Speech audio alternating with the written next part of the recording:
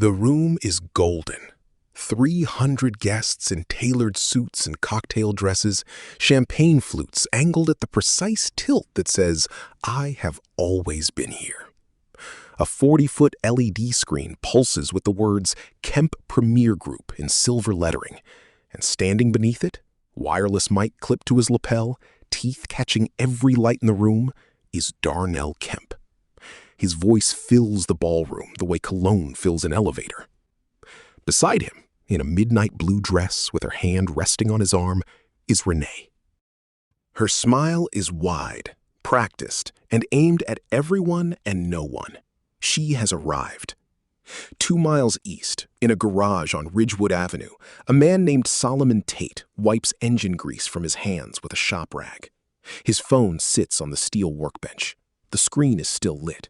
One message from a contact saved as CR. It's filed. They'll know by 9. Solomon reads it, sets the phone down, picks the wrench back up. He already knows how tonight ends. Before we go further, tell me in the comments where you're watching from today. I always love seeing how far these stories travel. And if you enjoy powerful, emotional stories filled with betrayal, secrets, and unforgettable revenge, don't forget to subscribe to Black Plight Tales, because this story, it only gets crazier from here. This is the story of a mechanic with calloused hands and a voice that never needed to be loud. A man who built something no one asked him to build, hid it in plain sight, and watched the 2 people closest to him walk away from it laughing. Neither of them looked back. Neither of them needed to. They were so certain of what they were leaving behind that they never thought to check what it was actually worth. They should have checked. Solomon Tate met Renee Davis on a Tuesday afternoon in September, 9 years before the night of the Kemp Premier launch. He was 32. She was 29. He was underneath a 1971 Chevelle at his shop on Ridgewood Avenue when her Accord started knocking 2 blocks east, and she rolled it into his lot with the kind of expression that said she had already decided this was going to ruin her day. He slid out from under the Chevelle, stood up, wiped his hands, and told her it was probably a fouled ignition coil, that he could have it diagnosed in 20 minutes and fixed within the hour if the part was on the shelf. She stared at him like he had spoken Mandarin. Most mechanics she had dealt with before started with a number. Solomon started with the problem. She sat on the bench outside the shop bay and watched him work. He did not try to make conversation. He did not turn the radio up or perform competence for her benefit. He simply opened the hood, ran his diagnostic, found the coil, second cylinder, exactly where he said it would be, replaced it, and handed her the keys with a bill that was $40 less than what she had budgeted in her head on the drive over. She came back 3 weeks later. The Accord was fine. She said the check engine light had come on. It had not. Solomon looked at the dash, looked at her, and said nothing. He checked the car anyway, handed her the keys, and told her there was nothing wrong with it. She thanked him and left. She came back a 4th time with a coffee. That was the beginning. What Renee fell in love with, and this is important because it is also what she would later come to resent, was the stillness. Solomon was the quietest man she had ever met. Not shy. Not withholding. Quiet in the way a man is quiet when he has already thought through every angle of a conversation before it starts and decided that most of what he could say would not improve the silence. He listened with his entire body.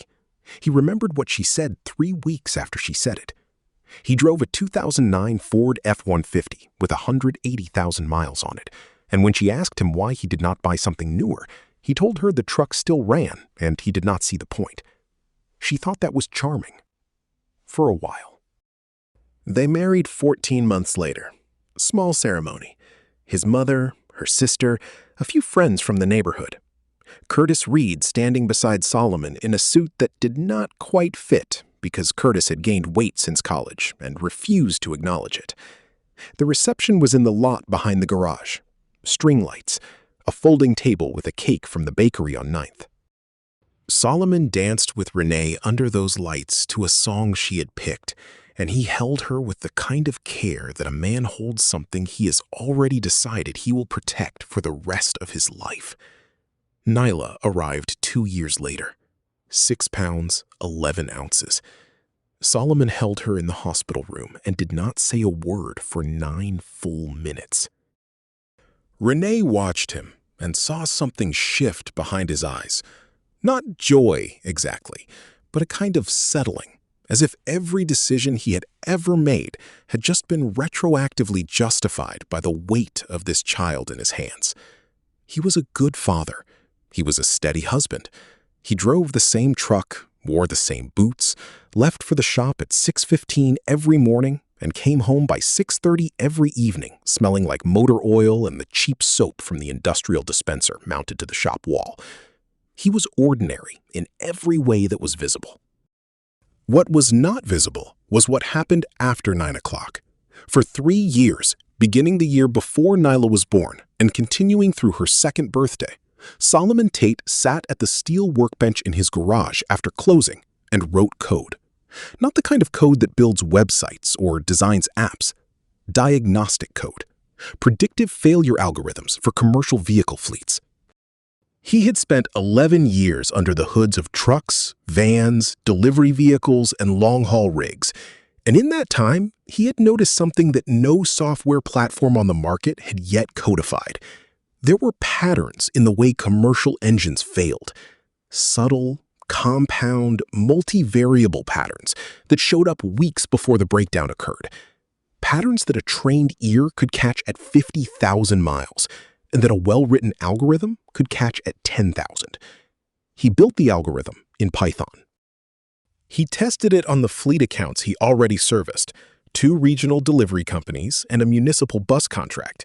The accuracy rate was 91% in the first quarter. By the 3rd quarter, it was 97. By the time Nyla turned 2, the software was predicting component failures with a precision that made the existing industry tools look like coin flips. He did not tell Renee.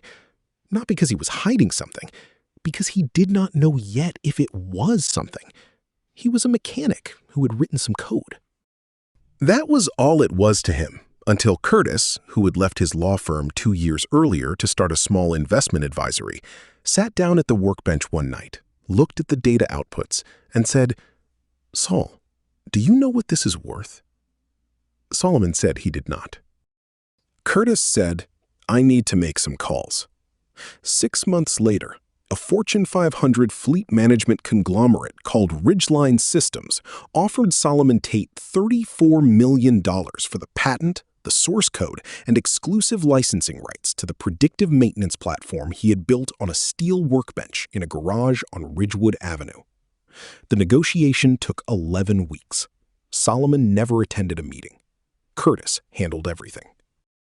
The money was deposited into a trust, Ridgewood Capital Holdings, administered by Curtis, and Solomon Tate went back to work the next morning at 6:15.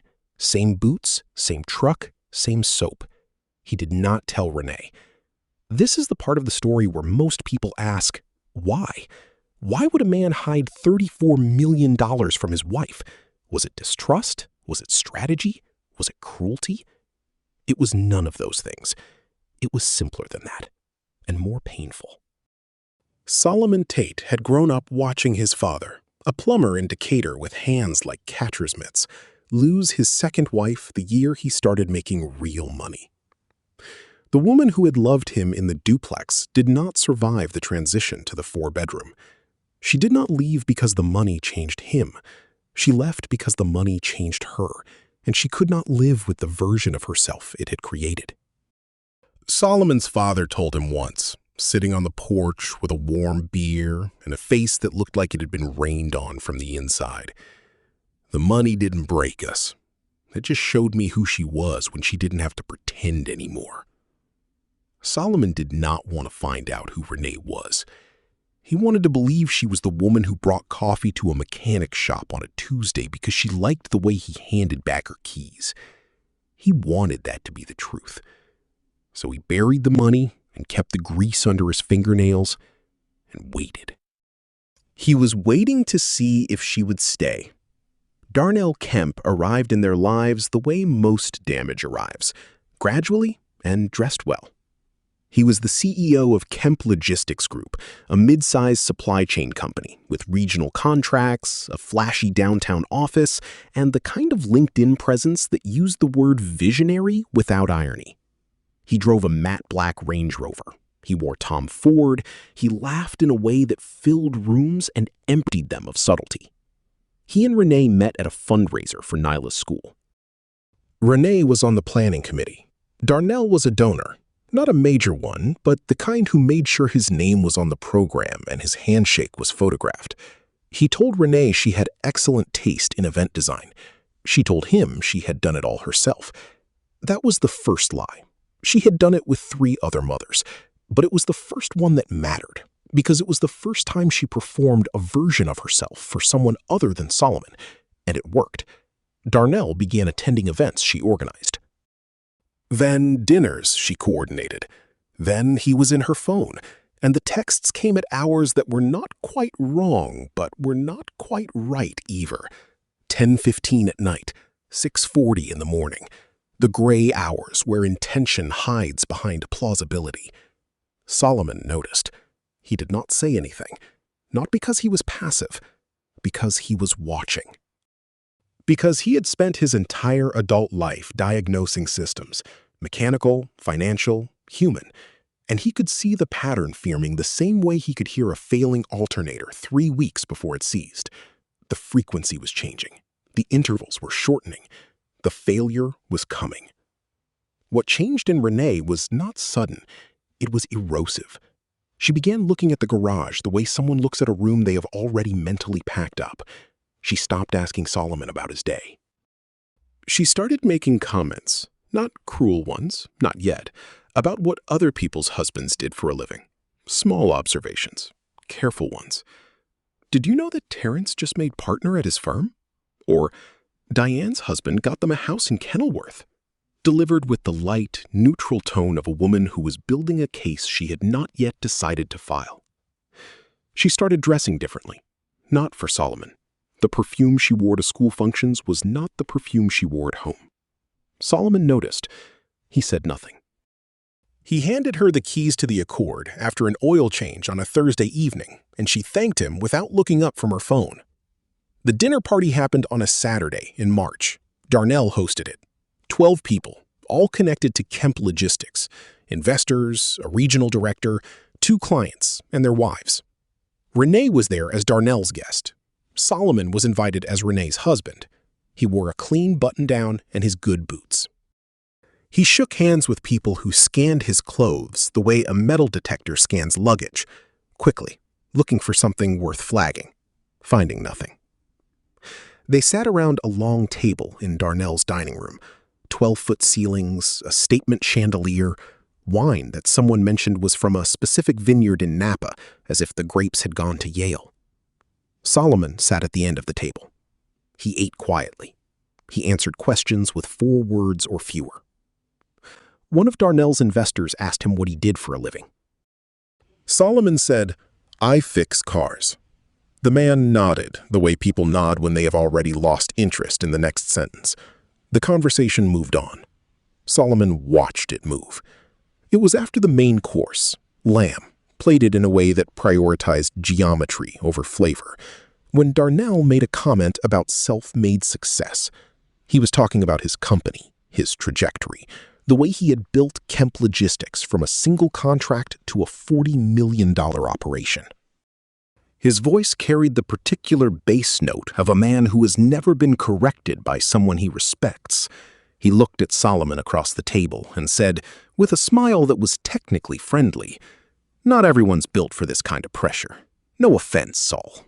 Different lanes." Solomon nodded. He did not speak. And then Renee, who had been drinking the Napa wine steadily since the appetizer, set her glass down and said, "He's right, though. I spent 7 years married to a man with engine grease under his fingernails and pretended I was fine with it." She laughed. The laugh was loud and bright and performed for the room. 7 years of coming home smelling like a gas station, 7 years of watching him wipe his hands on a rag like that was a career. The table went quiet. Not the quiet of shock, the quiet of people deciding how much to let themselves enjoy what they were witnessing. One of the wives looked at her plate. The investor who had asked about Solomon's work glanced at Darnell, who was leaning back in his chair with the expression of a man who had just been handed a gift he did not expect. Solomon looked at Renee. He looked at her the way a man looks at something he built that just broke in his hands. Not with anger, but with the specific grief of having known for a long time that this was the sound it would make when it finally gave. He folded his napkin, set it beside his plate, pushed his chair back. All right. That was all. 2 words. He stood, nodded once to the table, a gesture so measured it almost looked like gratitude, walked to the front door, put on his jacket, and drove home in the F-150 with the windows down and the radio off. Renee filed for divorce 11 days later. Her attorney was someone Darnell recommended, a sharp woman from a firm downtown who specialized in high-asset separations, which was almost funny because the asset disclosure Renee's side submitted listed the garage, the truck, a joint savings account with $41,000 in it, and a modest 401k. The filing was clean and fast. Renee asked for the house. Solomon gave it to her. She asked for primary custody of Nyla. Solomon's attorney, Curtis, who did not specialize in family law, but who understood Solomon well enough to know that this was not a fight Solomon intended to have in a courtroom, negotiated a shared arrangement: Wednesday evenings and alternating weekends. Solomon agreed without argument. Renee moved into Darnell's condo within the month. She brought Nyla's things in labeled boxes. She brought her own things in new luggage, the kind with monogrammed tags. She did not come back to the house on Ridgewood. Solomon changed the locks, not because he was angry, but because the house felt different with her things gone, and he wanted the doors to match. For 2 weeks after the papers were signed, Solomon did nothing. He went to the shop, he picked up Nyla on Wednesdays and every other weekend. He cooked her dinner, always the same thing she asked for, always without complaint. And he sat with her on the porch while she talked about school and her friend Kayla and a book about dolphins that her teacher had read to the class. He braided her hair the way his mother had taught him. He was present in the way that a man is present when presence is the only thing he has left to give, and he has decided it is enough. On the 15th night after the divorce was finalized, Solomon sat on the stool at his workbench. The garage was closed. The lights were off, except for the fluorescent strip above the bench. He picked up his phone and called Curtis. Curtis answered on the second ring. "You sure?" "Move on the Kemp position." Curtis was quiet for 4 seconds. "I'll start the filings in the morning." Solomon hung up, set the phone on the bench, picked up a socket wrench, and began organizing tools he had already organized that afternoon.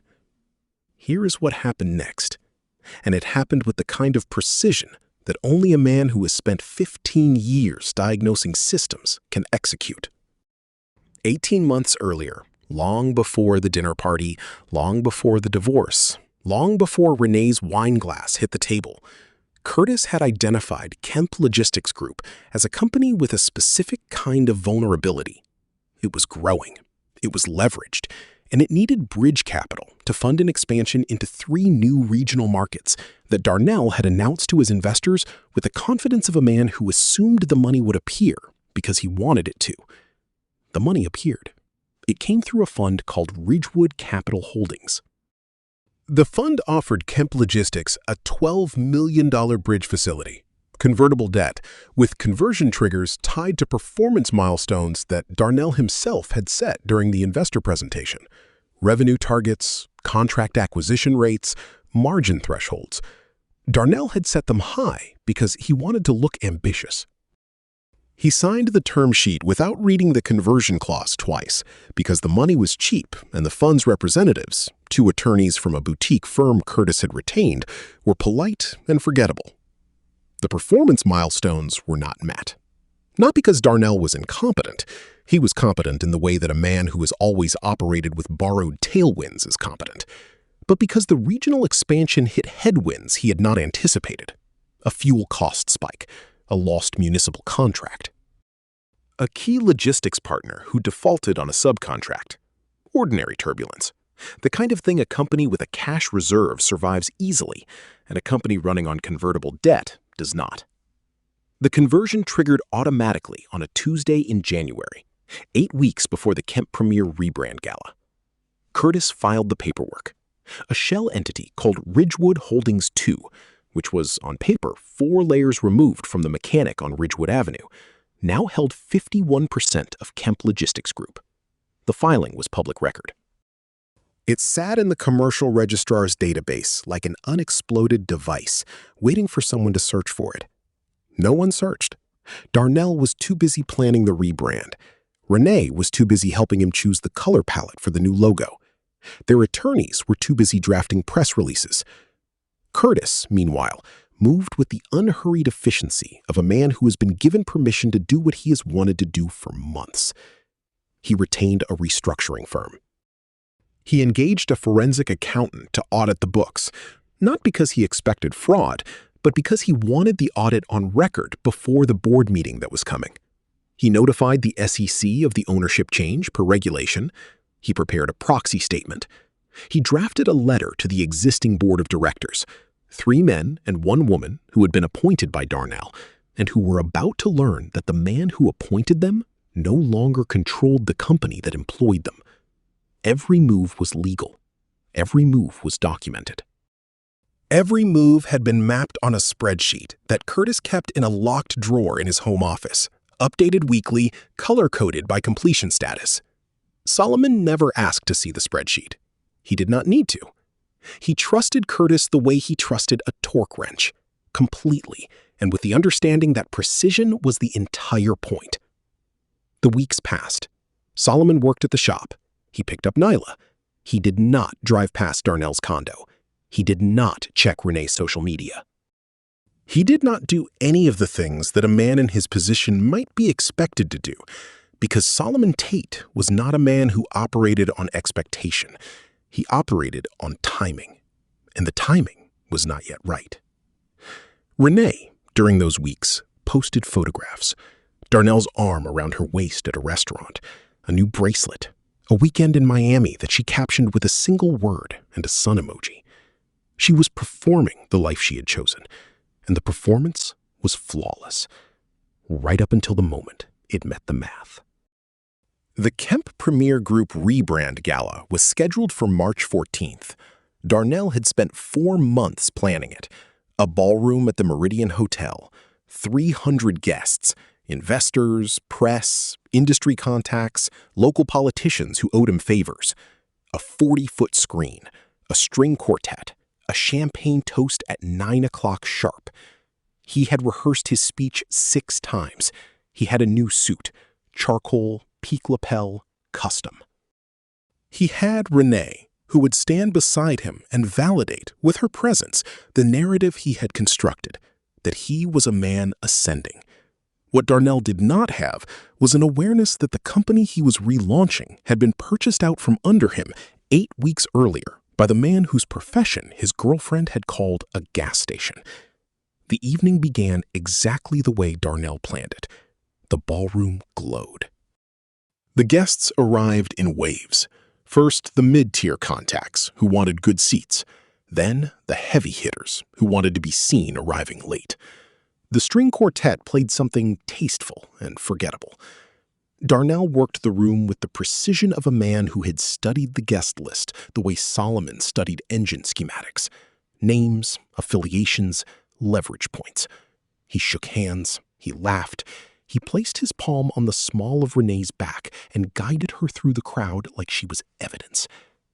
At 8:45, Darnell took the stage. The screen behind him lit up. Kemp Premier Group. New logo, new tagline, new era. He gripped the microphone and began speaking with the cadence of a man who believed every word he was saying, because no one had yet given him a reason not to. 2 years ago, I stood in a warehouse on the south side with one contract and a phone that rang twice a day. Tonight, I stand before you as the founder and CEO of what will become the most significant logistics operation in the Midwest. We are not just rebranding. We are declaring what we have always been and what we are about to become. The applause was warm. The investors nodded. Renee beamed from the front row. At 8:52, a man in a quiet navy suit entered through the side door of the ballroom. He was not on the guest list. He carried a leather folio. He walked with the specific, unhurried gait of a person who does not need to rush because the outcome has already been determined. His name was Curtis Reed, and he had been Solomon Tate's college roommate, investment attorney, and the administrator of Ridgewood Capital Holdings for the past 6 years. Curtis did not approach the stage. He walked to the registration table near the entrance, spoke briefly with the event coordinator, and handed her a sealed envelope. She looked at him. He told her it was for the company's general counsel. She said the general counsel was seated at table 4. Curtis thanked her and walked to table 4. Darnell was still on stage. He was mid-sentence, something about market share and regional dominance, when his general counsel, a man named Philip, opened the envelope, read the first page, and went very still. Philip read the second page. He read the third. He removed his glasses, wiped them on his tie, a gesture that meant nothing physically, but that his body performed anyway because his hands needed something to do. And he stood up from table 4 and walked to the edge of the stage. He did not interrupt. He waited. Darnell saw him and paused, the kind of micro-pause that an audience does not notice, but a speaker always feels. He kept talking, but his eyes tracked Philip's expression the way a driver's eyes track a warning light they hope is a glitch. Darnell finished his sentence. He smiled. He said, "And now, I'd like to invite you all to raise a glass." Philip stepped onto the stage. He leaned into Darnell's ear and said 5 words that nobody in the first 3 rows could hear, but that every person at table 4 had already pieced together from the document that was now being passed, hand to hand, chair to chair, like a slow-moving fire. 5 words. We have a new majority shareholder. Darnell's face did not change. That is important. His face did not fall or break or register shock. It simply stopped. The animation left it. The performance software crashed, and what was left was the factory default. A man standing in a very expensive suit in front of 300 people, holding a microphone he no longer had anything to say into. He covered the mic. He leaned toward Philip. "Who?" Philip told him. Darnell blinked. He blinked again. He looked out at the room, the investors, the press, the champagne flutes, and for the first time in his adult life, he had no idea what to say. The silence lasted 4 seconds. 4 seconds does not sound like a long time. In a ballroom full of people who have been promised a vision of the future, 4 seconds of silence from the man at the podium is a geological event. Darnell said, "If you'll excuse me for one moment." He stepped off the stage. He did not run. He walked. But the walk had a speed to it that contradicted the calm of his voice, and the room noticed. 300 people watched him cross the ballroom floor to the side door where Curtis Reed stood, holding the leather folio, looking exactly like a man who had completed an errand and was in no particular hurry to leave. "Who sent you?" Darnell's voice was low, controlled, but the tendons in his neck were visible. Curtis reached into the folio. He handed Darnell a single sheet of paper. Darnell read it. The sheet listed the registered owner of Ridgewood Holdings II, the majority shareholder of Kemp Logistics Group. The name on the filing was not Solomon Tate. It was the trust, Ridgewood Capital Holdings. But the administrator of the trust was listed below it in 12-point Times New Roman. Curtis A. Reed, Esquire, acting on behalf of the sole beneficiary. "I'm not authorized to discuss the beneficiary's identity tonight," Curtis said. His voice was not cold, it was simply precise. "The filing has been submitted to the SEC and the State Commercial Registrar. A formal introduction will be made to the board within 5 business days." "I'm here tonight as a courtesy." Curtis nodded once, turned, and walked out of the ballroom. Renee saw all of this from the front row. She did not hear the words. She did not need to. She had watched Darnell's face, and she had watched it with the fluency of a woman who has spent months studying a man's expressions to confirm that she made the right choice.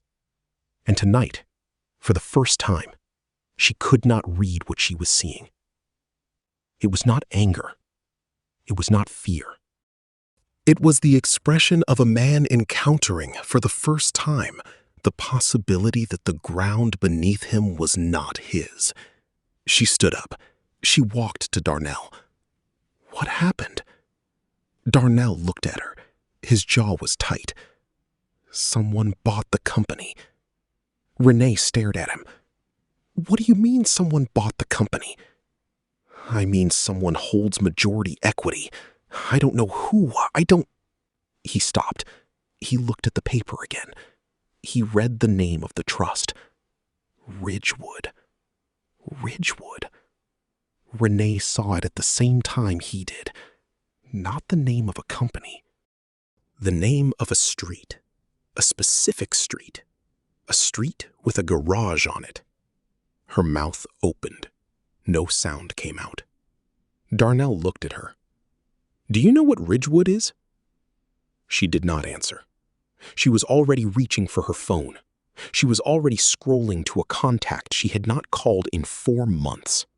Her hands were shaking, not dramatically, not cinematically, but with the fine, specific tremor of a person whose body has understood something that her mind is still refusing to process.